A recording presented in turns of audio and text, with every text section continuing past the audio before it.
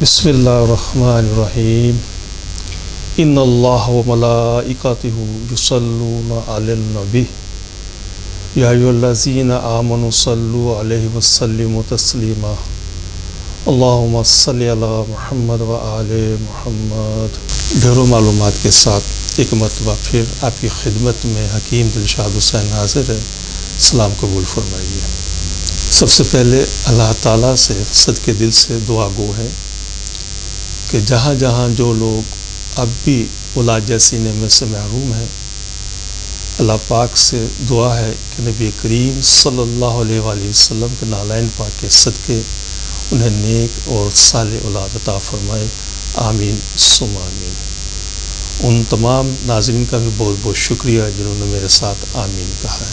محترم ناظرین، یہ ہمارا پروگرام نمبر 2 ہے جس میں ہم فیمیل انفرٹیلٹی یعنی کہ خواتین کے وہ امراض جو اولاد نہ ہونے کا باعث بنتے ہیں۔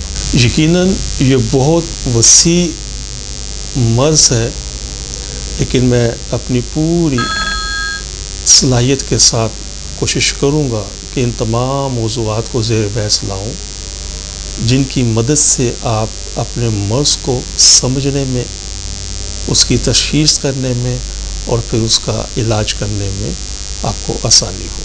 خواتین کے وہ امراض جو اولاد پیدا کرنے کے اندر رکاوٹ ہیں، یا اس کو اس طریقے سے سمجھ لیں کہ وہ امراض جن کی وجہ سے اولاد پیدا نہیں ہوتی، یہ کافی وسیع ٹاپک ہے۔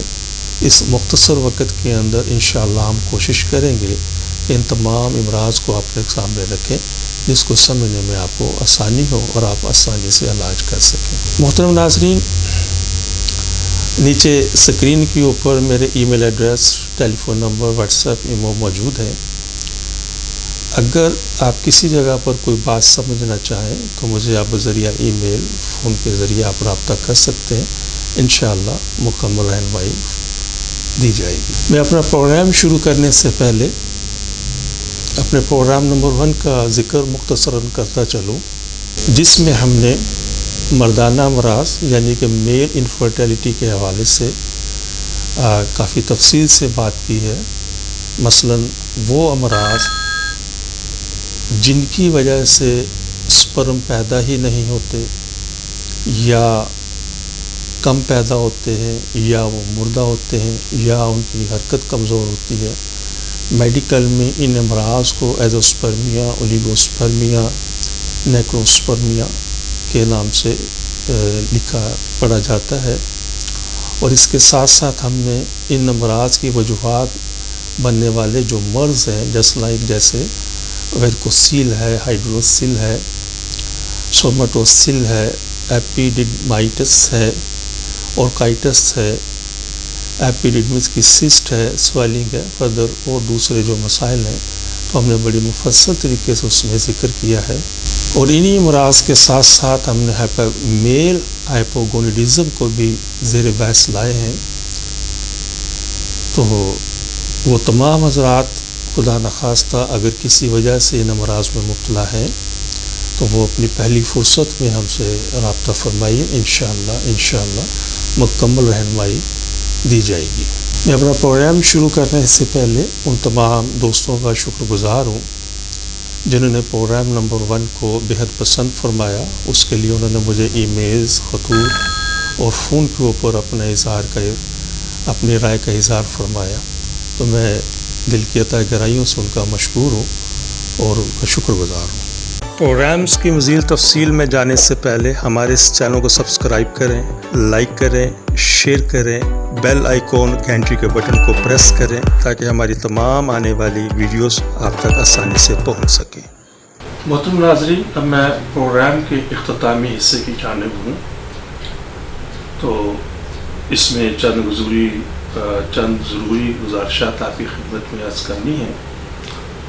سب سے پہلی گزارش تو یہ ہے، کسی بھی وجہ سے اگر آپ لوگوں کو ڈاکٹر حضرات نے IVF، IUI یا ICSI یا فردر کوئی بھی اس سے ریلیٹڈ قسم اگر آپ کو ایڈوائز کی ہے ٹیسٹ بیبی کے حوالے سے یا سپرم کو کلیکٹ کرنے کے حوالے سے، تو ہماری انتہائی مؤدبانہ گزارش ہے کہ ان تمام عمل سے پہلے آپ ہم سے کنسلٹ ضرور کریں، ہم سے مشورہ ضرور کریں، انشاءاللہ آپ کی پوری رہنمائی کی جائے گی۔ انشاءاللہ اللہ پاک کے گھر میں پوری امید ہے کہ انشاءاللہ ان چیزوں کی ضرورت باقی نہیں رہے۔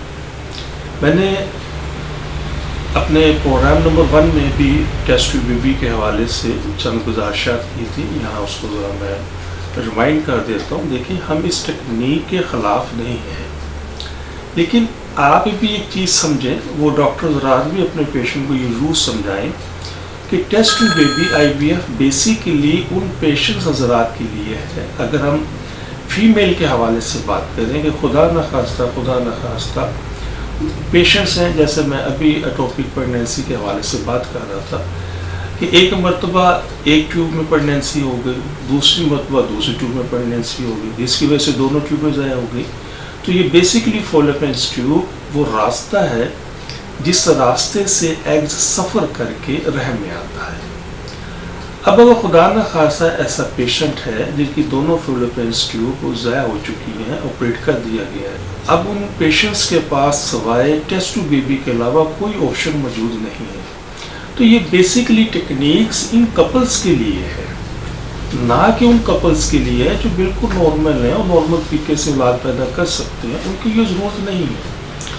دوسری صورت میں اگر ہم میل کے حوالے سے اگر ہم بات کرتے ہیں، سپرم کے حوالے سے بہت سارے امراض ہیں، لیکن ہائپرگونیڈزم کے حوالے سے اگر ہم بات کرتے ہیں، میل ہائپرگونیڈزم کے حوالے سے یا ٹیسٹیز سمالر کے حوالے سے ہم بات کرتے ہیں، یہ ایک کیس اور ہے جس کے اندر قدرتی طور پر ٹیسٹ کا سائز تو ٹھیک ہوتا ہے لیکن وہ پراپر اپنا کام نہیں کر رہا ہوتا ہے، کم سے کم وہ سپرم پروڈیوس کرتا ہے اور وقت کے ساتھ ساتھ ان سپرم کی پروڈکشن کم ہوتی چلی جاتی ہے، نارمل طریقے سے ان کے یہاں سپرم نہیں ہوتے۔ یا میل ہائپرگونیڈزم کے اندر چونکہ ٹیسٹس کا سائز چھوٹا ہوتا ہے، وہاں بھی زیادہ پروڈکشن نہیں کی جا سکتی، ممکن نہیں ہوتا۔ سمالر ٹیسٹیز ہیں جہاں پر عموماً زیادہ بلک کاؤنٹ کے اندر سپرم پروڈیوس نہیں ہوتے، تو ایسے پیشنٹس کے لیے بالکل ٹیسٹ ٹیوب بیبی کیا جا سکتا ہے، اور بیسیکلی یہ ٹیکنیک انہی لوگوں کے لیے ہے۔ اب اگر میڈیکل کے اندر، ہماری طب کے اندر شکر الحمدللہ سپرم سے ریلیٹڈ تقریباً تمام امراض قابل علاج ہے، خواتین سے ریلیٹڈ تمام مرض قابل علاج ہے، مطلب سپرم اگر نہیں پیدا ہو رہے وہ ان کے لیے علاج موجود ہے، سپرم کم پیدا ہو رہے ان کے علاج موجود ہے، فردر جتنی بھی چیزیں ہیں۔ اسی طریقے سے خواتین کے حوالے سے اگر ان کے یہاں ہارمونل کوئی ایشوز ہیں وہ قابل علاج ہے، اگر ان کے یہاں ایگز گرو نہیں کر رہا، ایگز گرو کرنے کے بعد مکمل وہ مطلب ایگز پروڈیوس نہیں کر رہا، ایگز پروڈیوس کرنے کے بعد ایگز گرو نہیں کر رہا، ایگز گرو کرنے کے بعد وہ ٹائم پر برسٹ ہو کر ریلیز نہیں ہو رہا، ریلیز ہونے کے بعد وہ وہاں سے اووری سے فالوپین ٹیوبس کے راستے رحم کی طرف پراپر سفر نہیں کر رہا، تو یہ تمام امراض کے علاج موجود ہیں۔ میں عرض کرنے کا مقصد صرف یہ ہے کہ ٹیسٹ ٹیوب بیبی ایک مخصوص لوگوں کے لیے ہے، وہ بھی ایک مجبوری کے تحت۔ وہ تمام خواتین جن کے یہاں تمام یہ اعضاء موجود ہیں، کوئی ایسا ایشوز نہیں ہے، تو وہ بالکل نارمل طریقے سے اولاد پیدا کر سکتے ہیں۔ تو ہمارا میسیج، ہمارا پیغام بھی یہی ہے۔ ہمیں 33-34 سال کے قریب عرصہ ہو چکا ہے بے اولاد خواتین حضرات کا علاج کرتے ہوئے، بڑی کامیابی سے ہم یہ علاج کر رہے ہیں۔ تو گزارش کرنے کا مقصد صرف یہ ہے کہ کسی بھی وجہ سے اگر آپ کو ڈاکٹرز ٹیسٹ ٹیوب بیبی کی کسی بھی قسم کے حوالے سے یا IVF یا IUI یا ICSI کے حوالے سے اگر آپ کو وہ ایڈوائز کرتے ہیں تو کائنڈلی ایک دفعہ ہم سے مشورہ ضرور کریں۔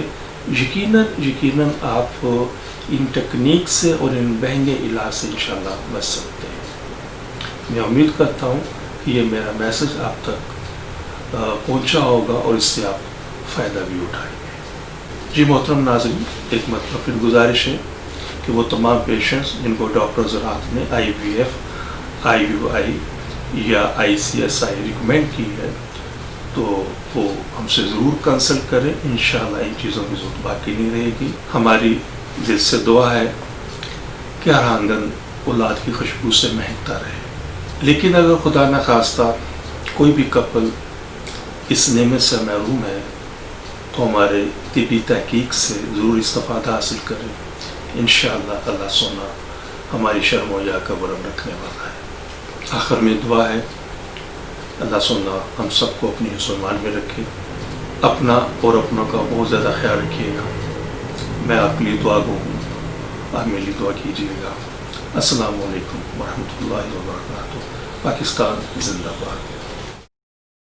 ہمارے اس چینل کو سبسکرائب کریں, لائک کریں, شیئر کریں, بیل آئیکن گھنٹی کے بٹن کو پریس کریں تاکہ ہماری تمام آنے والی ویڈیوز آپ تک آسانی سے پہنچ سکیں.